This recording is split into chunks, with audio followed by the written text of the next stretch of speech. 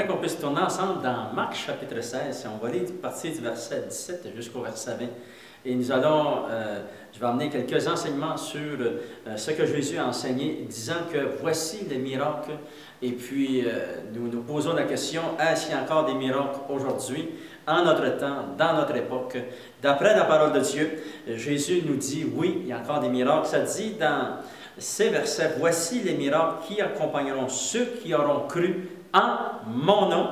Ils chasseront les démons, ils parleront de nouvelles langues, ils saisiront des serpents, s'ils boivent quelques breuvages mortels, il ne leur fera point de mal. Ils imposeront les mains aux malades et les malades seront guéris. Le Seigneur, après leur avoir parlé, fut enlevé au ciel et il s'assit à la droite de Dieu.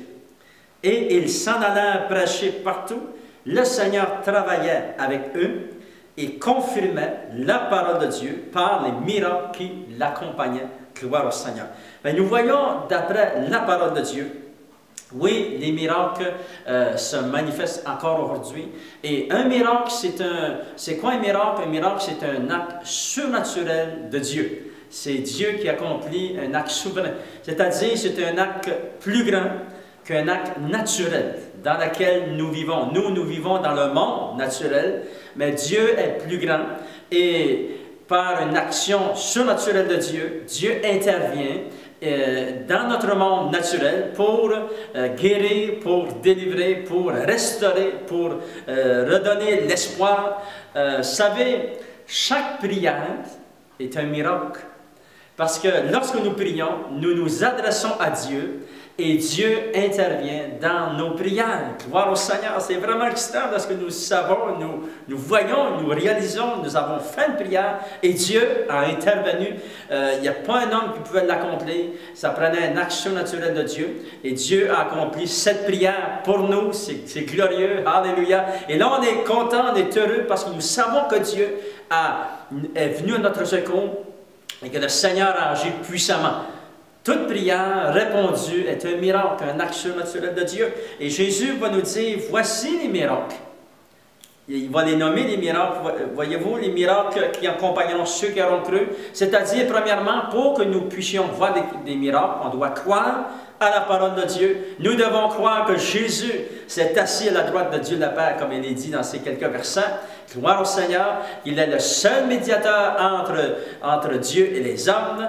Et il s'est dit que les apôtres, les hommes de Dieu, et encore aujourd'hui, nous prêchons l'Évangile. Et lorsque nous croyons, Dieu intervient.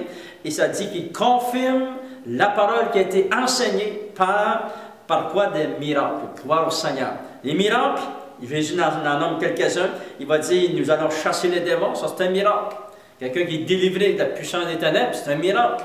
Quelqu'un qui parle en d'autres langues, c'est un miracle. Quelqu'un que, lorsqu'on impose les mains sur une personne, au nom de Jésus, qui est guéri, c'est un miracle. Dans Luc, chapitre 4, il y a différentes sortes de miracles. Le Seigneur, ici, va dire dans Luc, chapitre 4, verset 18, écoutez bien, ça dit, « L'Esprit du Seigneur est sur moi, parce qu'il m'a oint pour annoncer une bonne nouvelle aux pauvres. » Et quelle est cette bonne nouvelle? C'est qu'il m'a envoyé pour guérir ceux qui ont le cœur brisé.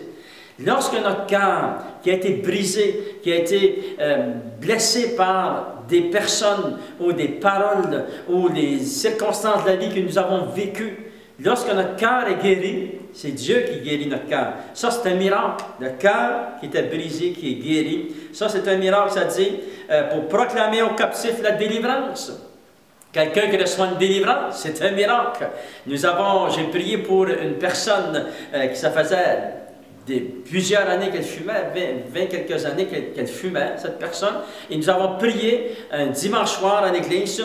Au nom de Jésus, on a demandé pour une délivrance de la cigarette, parce qu'elle voulait avoir une délivrance de cette cigarette.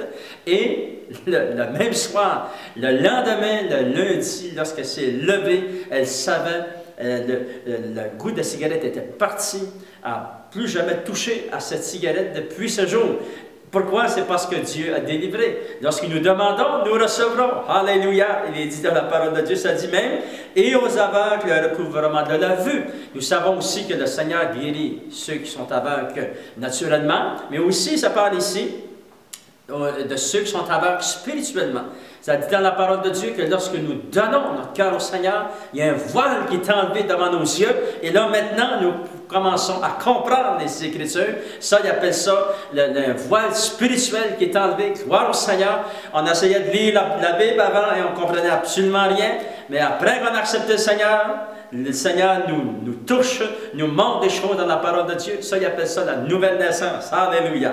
Dieu guérit, Dieu restaure et Dieu accomplit encore des miracles aujourd'hui. Et ça dit aussi pour renvoyer libres les opprimés.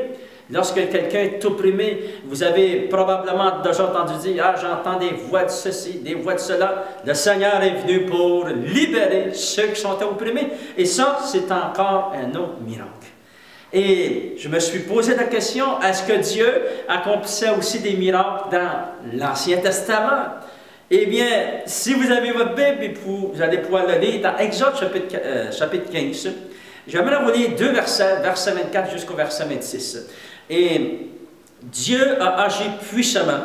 Il se dit dans le verset 24, « Le peuple murmura contre Moïse en disant, « Que boirons-nous? » Ici, c'est le peuple d'Israël qui est sorti de l'Égypte. Ils sont dans un endroit, dans le désert. Et là, ils se posent la question, ils ont soif, qu'est-ce qu'on va boire? Et là, Moïse cria à l'Éternel, et l'Éternel lui indiqua un bois qu'il jeta dans l'eau, parce qu'ils sont près d'un lac, que l'eau n'était pas bonne. Et Dieu lui a dit, jette ton bâton dans l'eau, et l'eau devint douce. C'est-à-dire qu'ils ont pu boire cette eau-là. Ça, c'est vraiment un miracle, un action naturelle de Dieu. Et ça dit, ce fut là que l'Éternel donna au peuple des lois et des ordonnances. Et le Seigneur va les encourager, verset 26, et il dit, si tu écoutes attentivement la voix de l'Éternel ton Dieu, et si tu fais ce qui est devant ses yeux, et si tu prêtes l'oreille à ses commandements, et si tu observes toutes ses lois, écoutez bien ce que ça dit, je ne te frapperai d'aucune des maladies dont j'ai frappé les Égyptiens, car je suis l'Éternel qui te guérit. Écoutez bien, ça dit, le Seigneur dit, je suis l'Éternel qui te guérit. Et c'est écrit au présent, je suis l'Éternel qui te guérit. Le Seigneur guérit encore aujourd'hui. Il accomplit encore des miracles aujourd'hui. Dieu est tout-puissant. Et il nous aime et il veut intervenir dans nos vies. Je prie maintenant au nom de Jésus. Pour chaque personne qui m'écoute, je prie si tu as une maladie, au nom de Jésus, je te demande, Seigneur, d'intervenir dans la vie de ce jeune homme, de cette jeune femme, de ce couple, Seigneur, de cet enfant, au nom de Jésus. Je te demande d'accomplir ta parole, un miracle, une guérison pour ton serviteur, au nom de Jésus. Amen. Gloire au Seigneur.